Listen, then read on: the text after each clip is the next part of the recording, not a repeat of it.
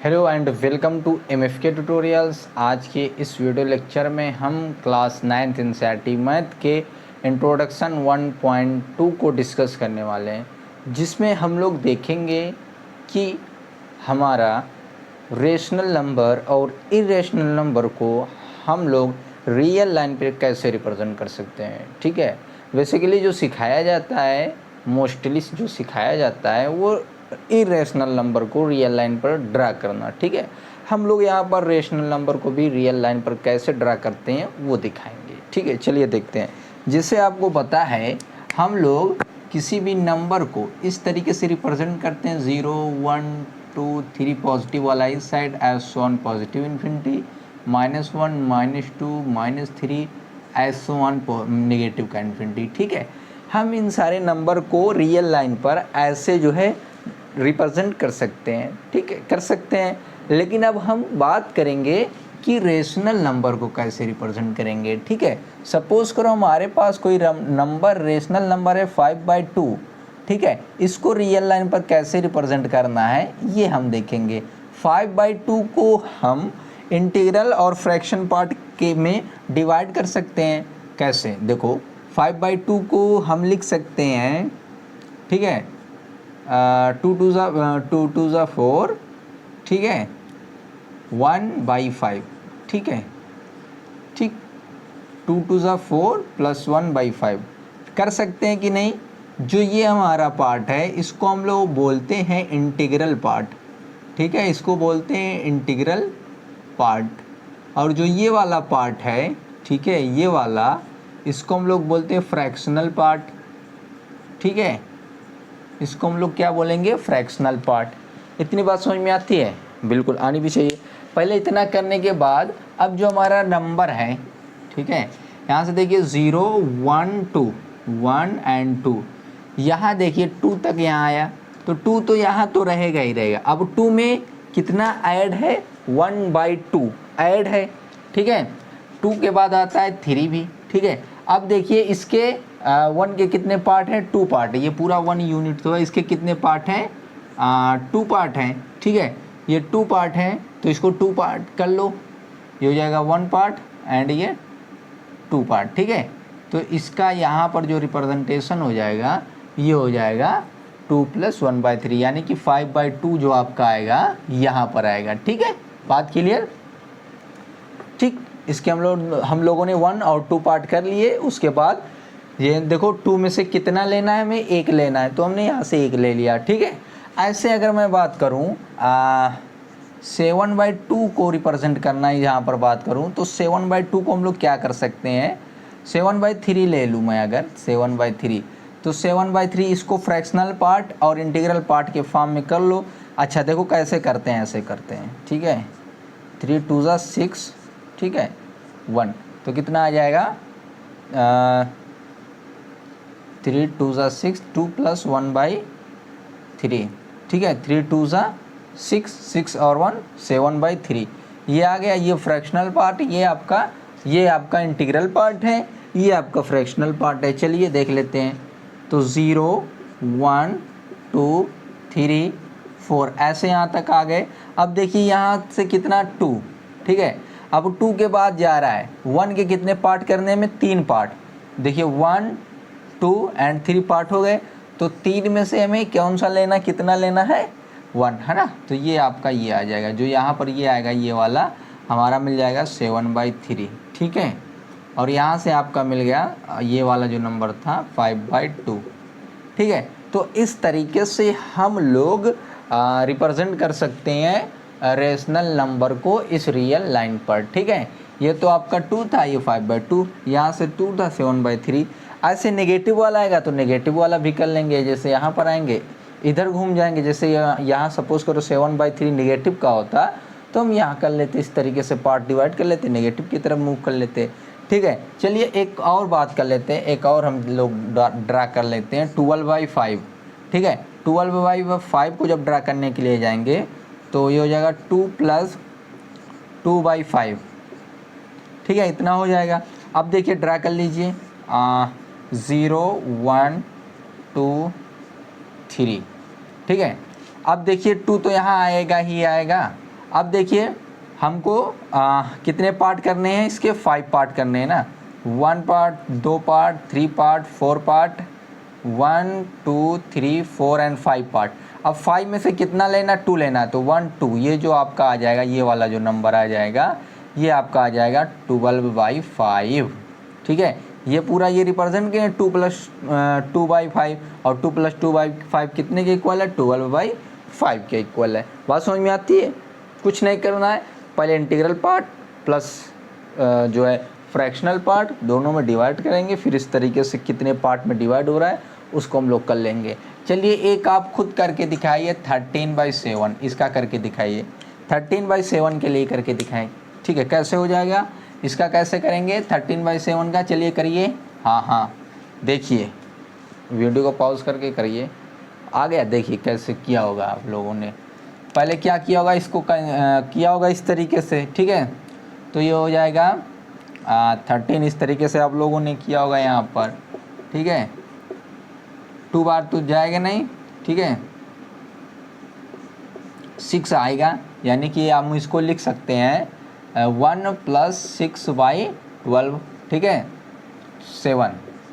ठीक है, किसको, 13/7 को। ठीक है, 13/7 को देखिए किस तरीके से करते हैं, 7 1 ज़ा 7, 7 2 ज़ा 14, दो ज़्यादा हो रहा है 13 से, इसलिए एक ही बार ले जाओ, तो 7 1 ज़ा 7, 7 में कितना जोड़ेंगे कि 13 आ जाए, तो पता पड़ा 6 जोड़ेंगे 13 हो जाएगा, तो इतना, और नीचे जो था यही। ठीक है, जो होल नंबर, फिर ये, फिर 6/7। ठीक है, ये आपका फ्रैक्शनल पार्ट, ये आपका इस तरीके से। तो देखिए इस तरीके से बना लेंगे, 1 2 3 4। अब यहाँ से देखिए 1 यहाँ पर है, 0 यहाँ था, 1 यहाँ पर है, इसके कितने पार्ट करने हैं, 7 पार्ट, 1 2 3 4 5 6 7, 1 2 3 4 5 6 7 पार्ट हो गए। 7 में से कितना लेना है, 6 लेना है ना, 1 2 3 4 5 6, यहाँ पे जो नंबर आपका आएगा वो आ जाएगा 13/7। ठीक है, बात समझ में आती है? बिल्कुल आनी भी चाहिए। अब हम फर्दर नेक्स्ट क्वेश्चन की तरफ मूव कर लेते हैं। अब हम देखेंगे कि इरेशनल नंबर को हम लोग कैसे रिप्रेजेंट करते हैं रियल लाइन पर। ठीक है, इरेशनल नंबर को हम लोग कैसे रिप्रेजेंट करते हैं। देखिए इरेशनल नंबर क्या होता है, इरेशनल नंबर जो होता है आपका, irrational number nothing but irrational number. ठीक है, ये क्या होता है, ठीक है, देखो इरेशनल नंबर पर रेशनल नंबर। ठीक है, ये जो होता है हमारा रियल नंबर होता है। ठीक है, रियल नंबर होता है। ठीक है, रेशनल और इरेशनल नंबर को ऐड कर देंगे तो हमारा रियल नंबर बनता है। अब इरेशनल नंबर हमारा होता क्या है, इरेशनल नंबर की बात करेंगे तो 0.1 0.11 0.111, ठीक है, ऐसो ऑन। एक तो ये आपका इस फॉर्म का मिल जाएगा। ठीक है, आपका √2 का फॉर्म मिल जाएगा, एक क्यूब √3 का फॉर्म मिल जाएगा, एक पाई मिल जाएगा। ये सारे के सारे जो रेशनल नंबर होते हैं इसको हम लोग क्या बोलते हैं, रेशनल नंबर। ठीक है, √2 √3 √5 √7, यानी कि हम कह सकते हैं √m टाइप का ना। यहाँ पर m क्या होगा, m is not perfect square, m हमारा परफेक्ट स्क्वायर नहीं होना चाहिए। ठीक है, ये बात समझ में आई, बिल्कुल आनी भी चाहिए। और क्यूब रूट वाला भी हो जाएगा आपका, क्यूब रूट में आपको 2 मिल जाएगा, क्यूब रूट में 8 नहीं ले सकते। ठीक है, यहाँ पर √8 हो सकता है, यहाँ नहीं हो सकता, क्यों, क्योंकि 2 × 2 × 2 ये 2 हो जाएगा। ठीक है, तो वही ना, m is not perfect cube, यहाँ पर लिखेंगे cube root m where m is not perfect cube. ठीक है, तो आपका हो जाएगा √7, इस तरीके से हमें मिल जाएगा। तो ये सारे के सारे हमारे क्या है, इरेशनल नंबर होते हैं। ठीक है, अब चलिए हम लोग किसी इरेशनल नंबर को कैसे रिप्रेजेंट करते हैं उसको हम लोग देख लेते हैं। पहला हमारा √2 है। ठीक है, √2 को कैसे हम लोग रिप्रेजेंट करेंगे, हम इस पर डिस्कस कर लेते हैं। किस पर, रियल लाइन पर कैसे रिप्रेजेंट करेंगे। चलिए बात करते हैं √2 की। ठीक है, देखिए ये हमारा रियल लाइन है 0, ठीक है। यहाँ से 1 यूनिट ले लेंगे, ये हमारी पूरी जो यूनिट है यहाँ से यहाँ तक 1 यूनिट है, ठीक है। होती भी है, कंसीडर कर सकते हैं, एक लेंथ मानते हैं, वहाँ पर हमने 1 यूनिट मान लिया, ठीक है, कोई दिक्कत। और यहाँ तो आपकी -1 होगी ही होगी, इसमें कोई दो राय नहीं है, ठीक है। बात समझ में आई। अब हम यहाँ पर क्या करेंगे, एक 1 यूनिट का और हम यहाँ पर एक परपेंडिकुलर ड्रा करेंगे, ठीक है, जो जिसकी लेंथ क्या होनी चाहिए, वो भी 1 ही होनी चाहिए, ठीक है। अब हम इसको जब मिलाएंगे तो ये क्या आपका हाइपोटेनियस हो जाएगा। और हमें पता है जब हमारा राइट एंगल ट्रायंगल बनता है तो वहाँ पर पीजीटी अप्लाई होती है, पाइथागोरियन थ्योरम। वो क्या कहता है, क्या कहता है, हाइपोटेनस का square is equal to base का स्क्वायर प्लस परपेंडिकुलर का स्क्वायर, ठीक है, ये होता है। क्लियर है। अब देखिए इसको उठा करके जब मैं यहाँ पर लाया हूँ, वही चीज़, ये 1 यूनिट है, ये भी 1 यूनिट है, ठीक है। अब हमें पता है हाइपोटेनस स्क्वायर, इसको हम लोग बोलते हैं हाइपोटेनस, इसको बोलते हैं परपेंडिकुलर, इसको बोलते हैं बेस, ठीक है, इसको बोलते हैं बेस। तो हमारा AC हाइपोटेनस स्क्वायर, ठीक है, equal to AB square plus AC square, perpendicular square equal to plus base square.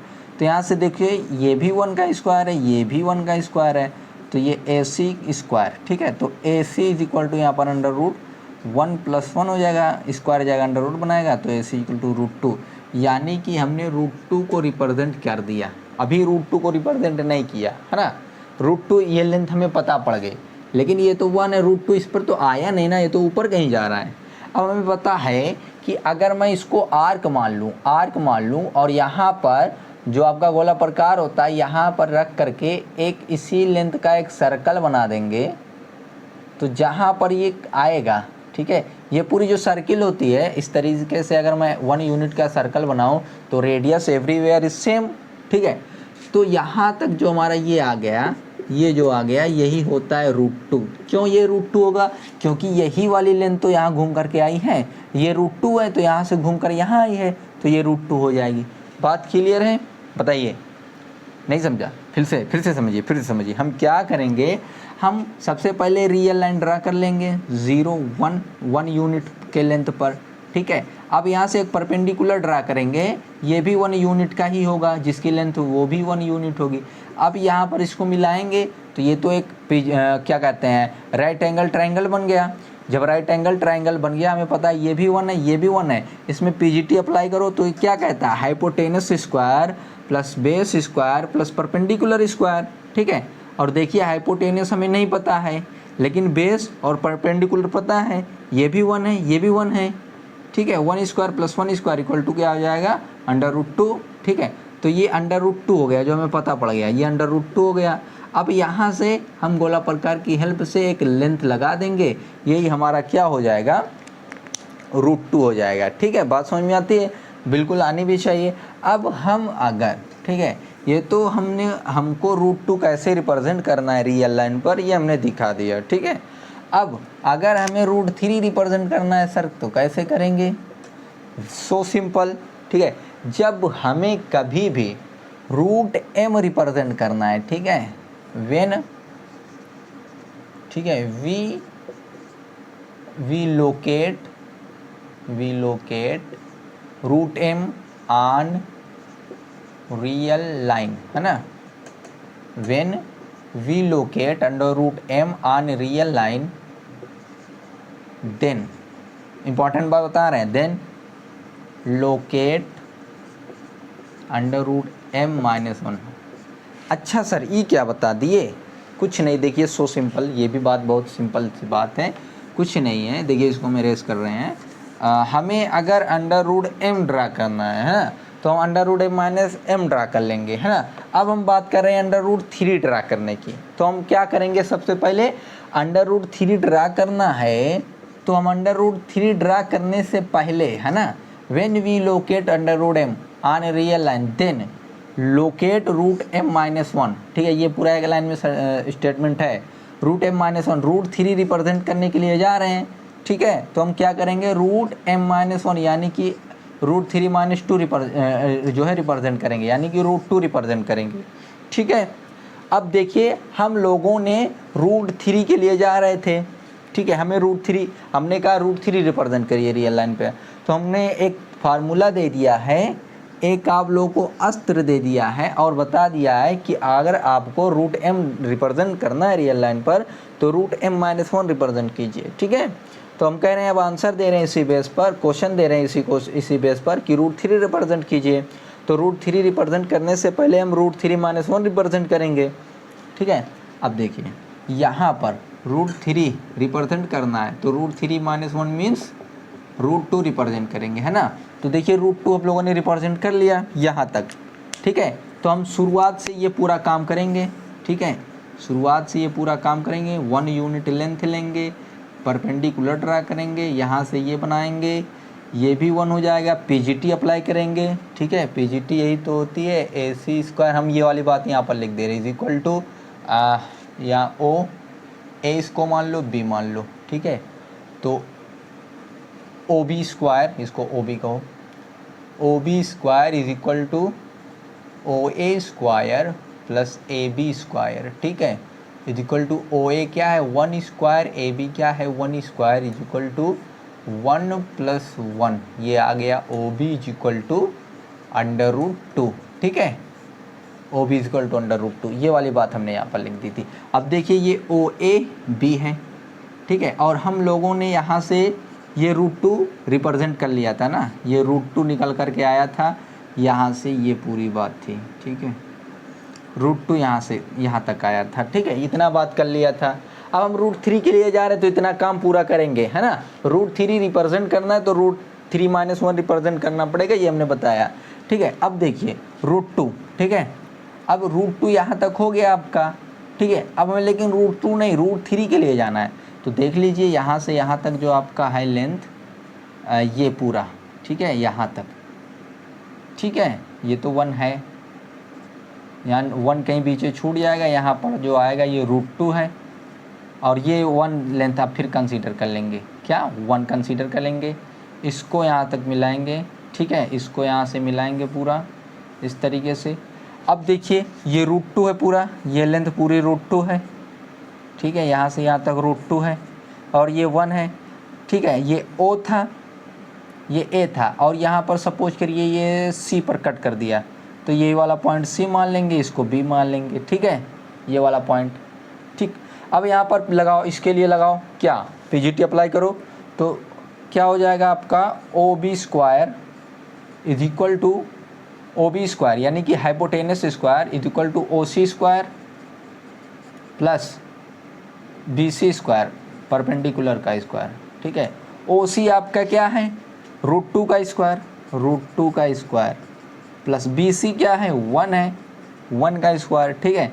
तो OB² इज इक्वल टू √2, देखिए अगर √m है, ठीक है, और √m की पावर 1/2 कह सकते हैं हम, ठीक है, √m की पावर 1/2 यानी कि ये √2 की पावर 1/2 हो जाएगी, और होल पावर 2 है, तो अब x की पावर m की पावर n होता है, तो ये अंदर से मल्टीप्लाई हो जाएगा, तो ये हो जाएगा m की पावर 2/2, 2 से 2 कट जाएगा, आएगा क्या खाली m, है ना। तो यहाँ पर √2 था, यहाँ m के प्लेस पर 2 है, तो ये आ जाएगा 2 + 1 इसी बेस पर, ठीक है।